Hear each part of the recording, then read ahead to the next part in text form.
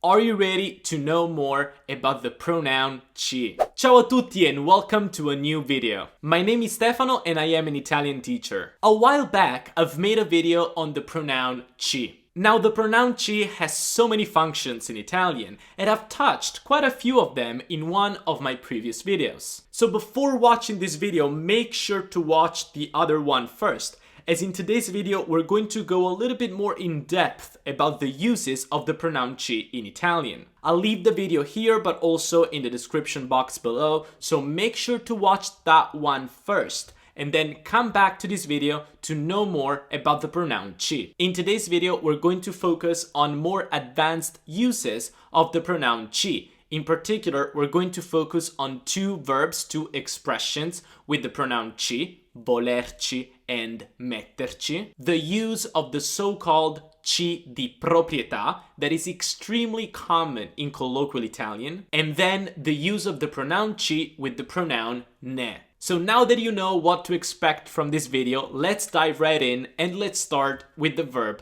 volerci. The verb volere is extremely used in Italian and I'm pretty sure you know what it means. Volere, voglio, means to want, I want. But if you attach the pronoun ci to volere, so volerci, the meaning of this verb is going to completely change. So ci vuole or ci vogliono actually means it takes.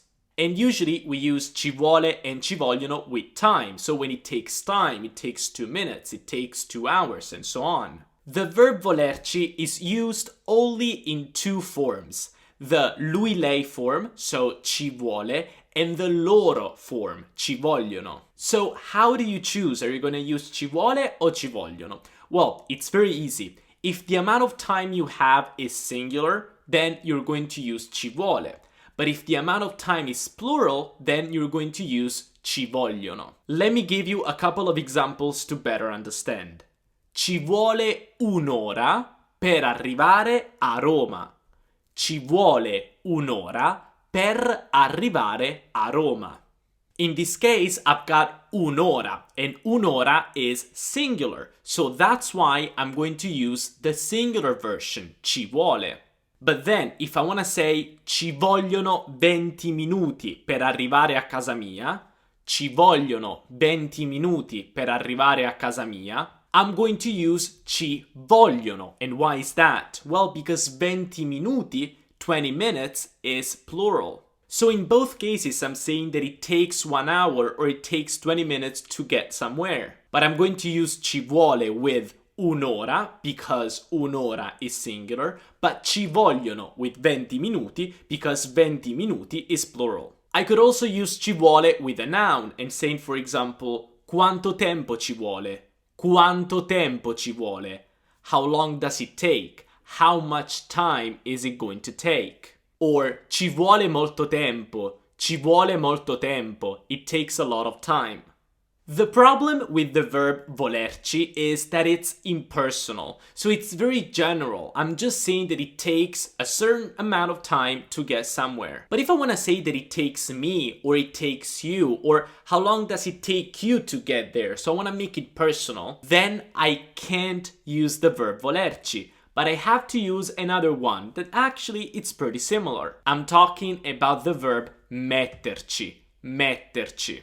The big difference between volerci and metterci is that volerci is impersonal, so you can just say ci vuole or ci vogliono. Metterci is personal, so you can conjugate it in whatever form you want. So if we look at the conjugation of the verb metterci, we would conjugate the verb mettere as a normal verb, so metto, metti, mette, mettiamo, mettete, mettono, and then we add ci in front of it and say ci metto, ci metti, ci mette, ci mettiamo, ci mettete, ci mettono. Of course, it is very important to add ci, because you probably know that the verb mettere means to put, but if you add ci in front of it, then you're saying it takes. But the question is, it takes whom? Well, if I say ci metto, I'm saying that it takes me.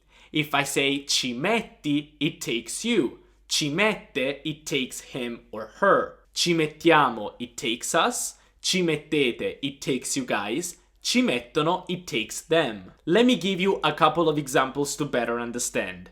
Ci metto 20 minuti per venire a casa tua. Ci metto 20 minuti per venire a casa tua. Now, I'm not saying that it takes 20 minutes to get to your house. I'm not saying that. But I'm saying that it takes me, personally, it's gonna take me 20 minutes to come to your house. But maybe to another person, it's gonna take more or less. Let me give you another example to better understand the difference between Volerci e Metterci.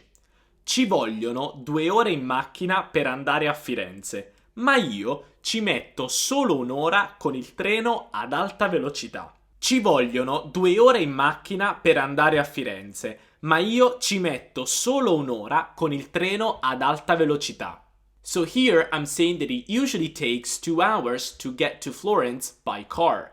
But now I'm talking about me, so I'm saying that it takes me, personally, just 1 hour using the high-speed train. Alright, I hope that makes sense. Now let's talk about the so-called ci di proprietà. Now this ci di proprietà is basically used to emphasize the idea of having or not having something, of owning or not owning something. It is extremely used in colloquial Italian. You're gonna hear it all the time. And sometimes when you don't use it in a sentence, well, the sentence sounds kind of weird. Let me give you an example right away. I have prepared a little dialogue for you. So let's say that someone asks us, Hai un fazzoletto? Hai un fazzoletto? Do you have a tissue? And now we want to say that we don't have it. So how are we going to say that in Italian? Well, we're going to say No, non ce l'ho. No, non ce l'ho. Non ce l'ho. So what's going on here? Well, first of all, we're using ci. But ci became c'è. And why is that? Well, you see the little L with the apostrophe, lo? Well, that L is there because it is replacing the thing that we have or don't have. In this case, fazzoletto, that is masculine and singular. But ci before another pronoun, like in this case a direct object pronoun, becomes c'è. So that is why we have c'è. So non ce l'ho, and you can actually memorize this sentence, just means I don't have it. I don't have it, where it is singular and masculine or feminine. Or for example, I could say, Hai portato le chiavi? Hai portato le chiavi? Sì, ce le ho in tasca.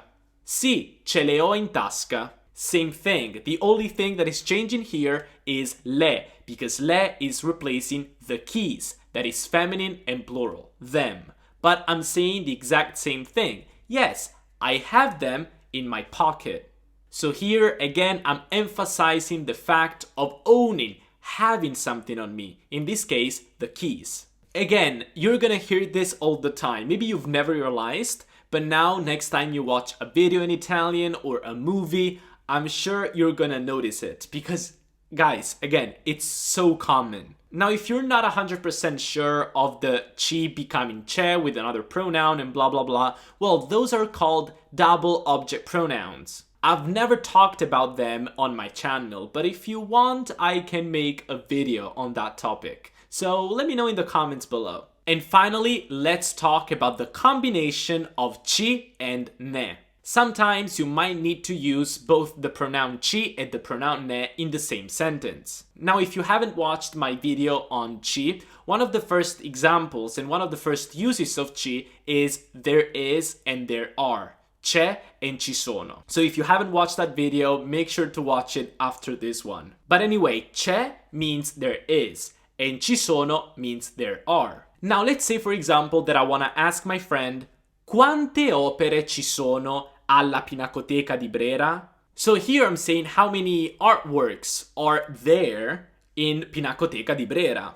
And then I want to say something like, oh, there are over 200 artworks in Pinacoteca di Brera. But I don't want to say artwork again. I want to use a pronoun. In this case, though, I cannot use a simple direct object pronoun, but I have to use the particle ne. And the reason why I have to use ne is because I'm not replacing a simple noun, but I'm replacing a quantity. So I'm going to say, ce ne sono oltre 200. Ce ne sono oltre 200. Now ci becomes c'è again, because we find it before another pronoun, ne. So ci becomes c'è. And then I'm using ne because ne is replacing opere. So, ci sono oltre 200 opere. Ce ne sono oltre 200. 200 di cosa? Di opere.